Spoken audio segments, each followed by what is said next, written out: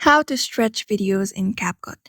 So the first thing first, you need to open your CapCut and select the video that you want to stretch.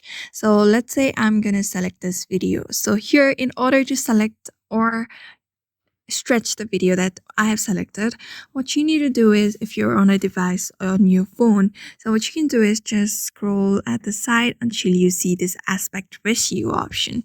So here you see this aspect ratio, just tap on this option and you can select it accordingly to stretch your video.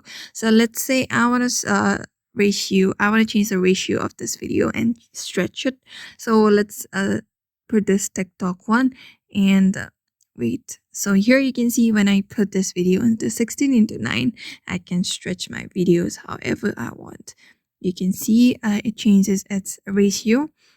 We have a bunch of options like YouTube, Instagram screen, ratio 5.8, your video quarter, and bunch of other options as well. You may just stretch it accordingly, which is more convenient for you. I'm going to keep this YouTube one and tap on right, and there you go, you have stretched your video on CapCut.